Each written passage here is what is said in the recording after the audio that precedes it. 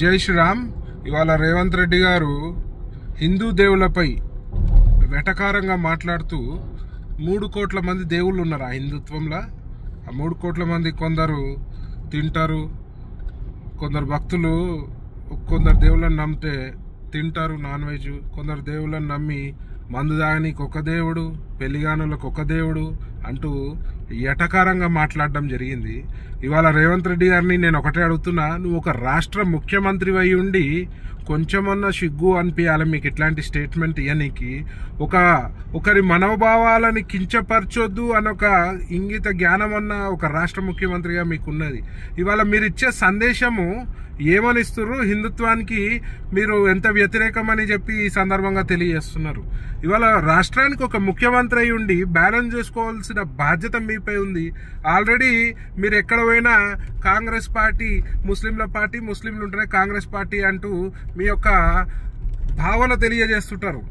మరి ఇవాళ హిందువుల మనోభావాలని కించపరిచే విధంగా, వాళ్ళు మా దేవీ దేవతలను అవమానపరిచే విధంగా మాట్లాడుతూ మరి టోటల్గా యాంటీ హిందూ గవర్నమెంట్ అనే ప్రూవ్ చేసుకునే విధంగా మీ యొక్క స్టేట్మెంట్ ఉంది.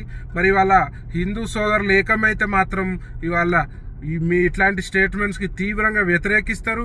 మరి మీ ప్రభుత్వాన్ని తాట తీస్తారని చెప్పి ఈ సందర్భంగా తెలియజేస్తూ, మరి దయచేసి మీరు ఆ హిందూ సోదరులందరూ కూడా ఆలోచించాలి.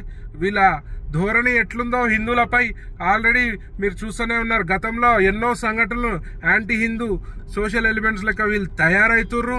మరి ఇవాళ వీళ్ళ సంకేతాన్ని చూస్తుంటే మరి కాంగ్రెస్ కాదు, ఇది కాంగ్రెస్ అనే విధంగా వీళ్ళు సంకేతాలు ఇస్తున్నారు. ఇప్పటికైనా హిందూ సోదరులు మేల్కోవాల్సిన అవసరం ఉంది. కాంగ్రెస్ విజయంలో వీళ్ళ విషయంలో మేల్కోవాల్సిన అవసరం ఉంది.